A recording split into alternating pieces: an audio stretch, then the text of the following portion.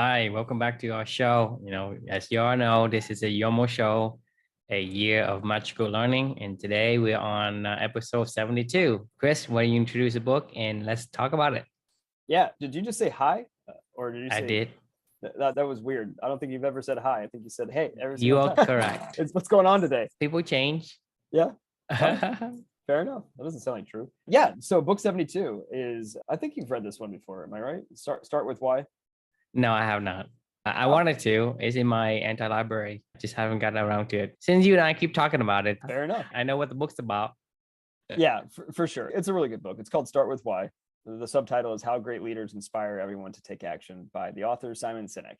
This particular book, it was actually one of the early books that I read right after my daughter had passed away. This is maybe one of the second or third book after she'd passed away that I had actually read. And obviously there was a reason, for me personally, the reflection title is you don't find your why finds you. And I'll explain what I mean by that here in a second. Obviously, this time in my life, I was searching for a lot of answers. I had a million questions and I was trying to figure out why this happened in our lives. Why I had a lot of whys in my head. Like why us? Why this happened to my daughter? Why this happened to my family? Why this happens to Hmm. anyone? It was a tough time in my life for sure. And as I was slowly exploring and learning more about my own values and starting this journey, which I didn't even know I had started, but looking back on it, I had started this magical learning journey at this time. I quickly found a book that really resonated. You could kind of see the progression of the books I've been reading over the course of this journey, where it started off pretty business heavy because that's what I knew. It was the compound effect. It was the hope is not a strategy, the good to great, the start with why. These were the books that I sought out because this is the world that I knew before my daughter. Slowly but surely over time, it's morphed into new genres and chapters. I don't really read a lot of business books these days. Not that I don't enjoy them. I just feel like it doesn't really resonate anymore as much as it used to because I'm trying to break the mold versus trying to live the mold. But this particular book, I remember at this time, I felt very positive sentiments toward when I read it. And I really liked Simon Sinek's voice. I went on and read another one of his books later on that we'll talk about. It's called The Infinite Game. Really enjoyed that as well. But, when I picked up this book, the title immediately stuck out to me, right? It was Start With Why, and I was like, well, what is my why at this point in time in my life? Well, this book has a business lean focus to it. I was reading this for personal reasons. Obviously, this is something that was deeply personal to me and a question that was on my mind of what is my why? Another book that we've talked about in the past was a book called The Compound Effect, which I actually read by the author Darren Hardy, which is a book that you and I both enjoy and love and talk about it all the time because the compound effect is the continual daily actions of small actions every single day that compound over time into something a lot bigger and grander, like compounding interest basically over time. And while I was in the NICU with my daughter, I read The Compound Effect right next to her. And I fondly remember that as soon as I say those words, I immediately go back into the NICU right next to my daughter, reading through this book next to her. And one of the chapters of that book, Darren, the author of The Compound Effect, talked about the importance of having a why. He described a why as something that you would walk from one skyscraper to another on a tightrope without even thinking to get to the other side for whatever's on the other side. I didn't have that ever before in my life. Not that I had a lot of things that I liked, but nothing that I would ever just compulsively jump onto a tight wire walk across two skyscrapers to get across the other side. Like, I mean, there's nothing in my life. I don't even know that I would have done that for my parents or my sister or anything. I don't know. It really stumped me as I was sitting next to my daughter and I was looking at her. And then we went through everything we went through with her. And I saw her journey and I saw how strong she fought, and then she lost her life. And then I found my why, right? Every single day, that why of trying to channel my daughter's energy to everything that she showed me of how to live a life of values and how to endure and how to fight and how to never give up whenever obstacles are thrown at your way. That's something that I feel in my core these days. Like, I wake up every single day. I have a visceral vision in my head of what it means to fight, to endure, to just never give up, right? And every single time that I want to, like, I think of her, and that's my why. I mean, your why just kind of kickstarts you and gets you going a little bit. I wrote it down in my journal every single day when I write in the morning. I can't go by my why without seeing it every single day. I look at photos of her. I have wristbands that remind me of her. I have my alarm clock that goes off every single day at her birth time at 5:16 that reminds me of her. I'm reminded of my why all day, every day in my head, and things that I set in my life. I think about Amelia all the time. So personally, that brings me back to the title of I don't think your why finds you. I think your why finds you. And that's just my experience on this journey. I don't know how others find their why. I know how strong this why is inside of me and compels me forward. And I know finally now for the first time in my life what a real why is. And I'm grateful for my daughter for that, but I wish she was here. I wish I didn't have a why, to be honest with you, but I do. And that's what I'm left with. And That's what I'm going to strive to push forward with until the day I die. The sad thing for me is I really think that the true whys are found out of pain and suffering. I mean, that's something you can't forget. Pain and suffering leaves such a searing image on your brain. You can never forget why you're doing something. Like when I think of happy things in my life, I don't know that it compels me wanting to act and compels me to want to move forward, but definitely pain and suffering do. So yeah, it's my sentiment here is, I don't think your why finds you. I don't think you find your why. I think your why finds you, and I think it's born out of pain and suffering, sadly, but it's compelling nonetheless. I'd love to get your thought. What's your why? Number one, what's your thoughts on your own So life? I need to ask a question though. I mean, you say you don't find your why and your why finds you. I'm still confused on what that means. I mean, are we looking at something universal, meaning that for everybody, it's either you find your why is going to find you? Yeah. Yeah. Because what I think I have to disagree on that, just because there are a lot of people that go through life and never found the why. I agree. There are a lot of people who gone through pain and suffering and never found the why. I agree. Because some people rise from the ashes and make something of themselves. And there are lots and lots of people who just crumble. Right. And wither away. I So agree. the why doesn't find you. You have a why. It's up to you to find it.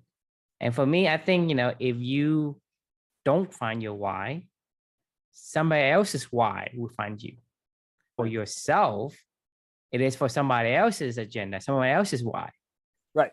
Somebody's why could be, I want to make a bunch of money and I'm going to use you to do it. Right. So somebody else why finding you. So either you do things for yourself that's important to you. For example, your why is your daughter, right? And it happens that you found your why seeing her struggle and she inspired you. Right. So her inspiration is what, in my opinion, sparks the questioning in your own thoughts to go find the answers to some of these questions. You're asking why me, why my daughter, why this, why that. And I think that's how you are able to get to the point where you need to find some kind of answer for yourself. And in doing so, you found your why. Right. But your why doesn't found you. Your why is still there, right? It's still there because everybody's born with a why. But your why is there, but you don't find them. For example, somebody's why could be, oh, my family, but they neglect the family to do, businesses or whatever until the kids become old and resentful. And then they suddenly realize, all is at a loss because what am I working so hard for? And then I have all the money in the world, but my kids hates me. Right. Right. So in that case, the why didn't find them. The why is just there, but you just, fail to acknowledge and found what it's just like, when we're talking about the first book we read together in Clubany, The Alchemist. The guy is journeying into the Egypt trying to find his treasure, but his treasure is actually in the backyard, in his own backyard. Right. Right. And so a lot of times isn't about, the why. If you don't recognize your why, you won't find it. I don't think your why finds you at all. Other people's why will find you because I say, hey, Chris, oh, you're really good at this. Can you do this for me? Can you do that for me? Right. And whatever, like Salesforce is using their why to get you to do work. So whatever you do for Salesforce, it's not for yourself. Yeah, you see, get compensated, but it's not your why. It's not the reason why you do it. The why, your why could be, okay, it's because I want to help Luca, grow and give him other things that I don't have, or I want to have him to have the best tools and utilities possible so that he can have the optimal chance of this and that. So that's your why, right? But to work for Salesforce isn't your why. To make sales isn't your why. It's part of the task you do in the end to get to the why. So for me, like I say, it is important to find your why, because if you don't find your why, then all the things you do doesn't add up, doesn't compound. Like, so the compound effect also plays in this. because we discussed about compound effect before, and we know that compound effects, whether you like it or not, it is in motion. Right. Because if you don't do anything, it compounding to be whatever you don't want. You do something bad, it's compound to be bad. If you do something good, compound to be good. It's karma. If you eat a lot of bad food, your health is gonna be bad. Right. If you eat good food, your health will be good. And so if you don't find your why, the things you do is compounding to something exponentially to something you don't want. Right. And so it is better for you to find your why earlier than later. 100%. I mean, I think there's a lot to unpack here. And I think we're kind of saying the same thing. We're just saying it a little bit nuanced differently. Meant by you don't find your why, your why finds you. Like, for me, it goes back to pain and suffering. You can say you have a why. I used to ask this to all my employees, when I would hire them and when they would start, I'd be like, what is your why? What's your motivation? What are we working toward? And they'll go, it's my kids, or it's, I want to buy a new house, or whatever the hell it is. But I think we can all find a why. And I think we can all, well, I think you can find a why. I think we can all find a why if we're pushed to say, like, what is your why? Why are you at this job right now? Or why are you doing what you're doing? Why do you work so hard every single day? I think we can all find it. What I'm trying to impress upon in this reflection that I'm trying to get across is I said those things my whole life, right? And none of those things made me wake up every single morning and think I have to act. Like, I have no choice but to act. The pain and suffering that's seared into my brain these days from what we went from watching what my daughter went through, remembering those feelings and seeing how she moved me. Like, I will never forget that. It is a why is something you can never forget. I can forget while I'm in the middle of the day in an emotional, state that, oh yeah, that boat isn't really that important, or that new house isn't really that important, or even my kid, making sure that they get a college education or something like that isn't really that important. Like, for me, I can't ever forget this. Like, I didn't choose this. When I say that my why is my daughter, it's not my daughter that's my why. It's the way that she lived her life. It's how she it's her fight. It's everything. It's not the physical being of her. It was her spirit that is my why, that I'm going to chase for the rest of my life, and I can never forget it. I didn't find that. It found me. I didn't ask for that. It was thrust upon me. Yes, I recognized it. And yes, I decided to do something with it. A lot of people don't. Like, I mean, that's up to you. Like, it is up to me at a certain point in time to decide what I'm going to do with that why once it hits me. There's people that have gone through horrible tragedies in their life, or pain or suffering, whatever, that they just continue to walk through life in pain and suffering. Like, they didn't decide to channel any of that into something else, or they didn't find that whatever that why was, it was thrust upon them. They didn't figure out a way to turn that into positive action that they could leverage to push themselves forward in some way, shape, or form. That's what I mean by it finds you. I don't disagree with you that it's kind of semantics of I chose it. Like, I saw it and I chose it and I went with it. So in a weird way, I chose my why, for sure. I think it's a joint effort, I guess, but I would have never found that why if the situation wasn't put into our life. Because even just if I'm like of Luca right now, like, I mean, I can't look at him and say, you're my why. He's my son. I love him and he's amazing. But I don't wake up every single day and think of Luca in this searing memory of thought of I have to act. Like, I can't not act. Like, I mean, I literally can't. Whenever I don't want to go do the thing that compounds every single day, I can't not do it. I mean, I literally can't do it. Like, I don't have a choice. Like I said, what we think as why. I mean, to me, it isn't. Yes, there are certain things that happen to you, right? But that isn't the why. I mean, your why isn't like, hey, I'm doing this for my daughter. You're doing this for yourself. Whatever you do today is for yourself. Yeah, you're just saying what my daughter went through is her sacrifice to wake me up. I don't want to waste it. That's your why. Isn't because the thing is, you didn't have a why. You didn't have a why. You had something different. And then it is because of your daughter make you see what you're doing isn't the way that you want to live. And her short life give you the insights of, if she's only have this much to live and I have so much, I feel so shameful to waste my life.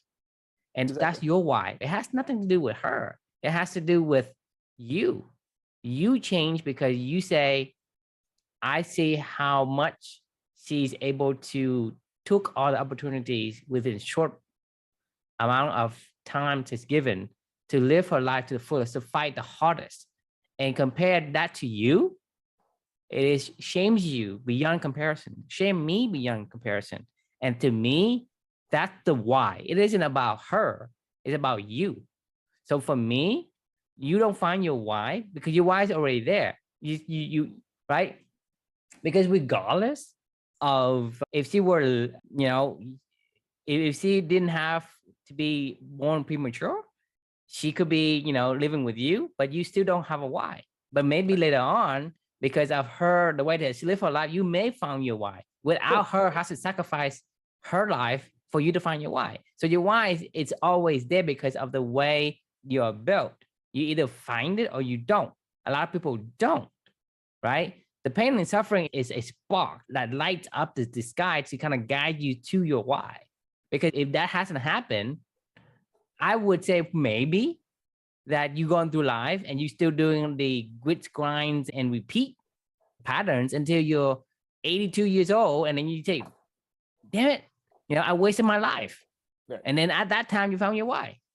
Because what am I doing that's for me? Right.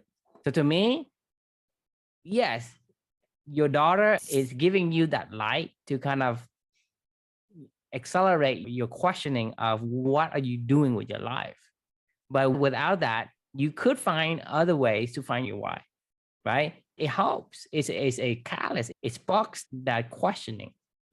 And for me, it's the same thing. It didn't have the atomic bomb like you did. So I didn't ask the questions until I'm old and my health deteriorates. And then at the time I say, well, why am I doing this? Like I'm asking my why. And so the thing is, a lot of people may have good genes and they don't affect them, and they don't want to affect them until it's too late when they have a heart attack and they die all of a sudden. But for me, because it's a gradual, I was able to think about it. So for me, it's like every person is built a certain way. And because of that, they have a certain why is already carved out for them. You just have to question it and find what you do matters to you. Why are you crossing the tightrope or cross to skyscraper? Because something is important to you that you want to get to the other side. Right. Right. Because if you don't see it, you're not going to go across the tightrope. I mean, I would do it 100 times out of 100 from just the way that I feel inside. Like when I think of my why, I think the why is like what's important to you. I mean, right. For people, I mean, the thing is for you, yes, for you, your daughter is important to you. A lot of people have preemies and they didn't make it, but they didn't have the atomic bomb that you had. They said, well, it's another day. So it's not the actual event, it's what's important to you. Because your genetic makeup makes you a certain way, make you think a certain way, make you feel a certain way. And that way makes what this and that is important to you may not be important to someone else. So then you're not the only one. A lot of people have kids that die prematurely. They die either in childbirth, miscarriages, and even in child death. I mean, back in the early 1900s, right? Child death are common. You have like 9 kids, only like 3 of them survive. One of the monarchs of England, I think, had like 18 kids and only 2 of them lived past the age of 10. Like, that's insane. Exactly. It's a really question. It's a hard topic. To me, at the end of the day, it depends on the individual. Each individual needs to have to find the thing that matters to them. And to them, that's whatever it is that matters. That could be their why. Why are they doing it? I agree. I agree. I mean, if I was going to sum up my thoughts on the concept of whys, a real why, a true why.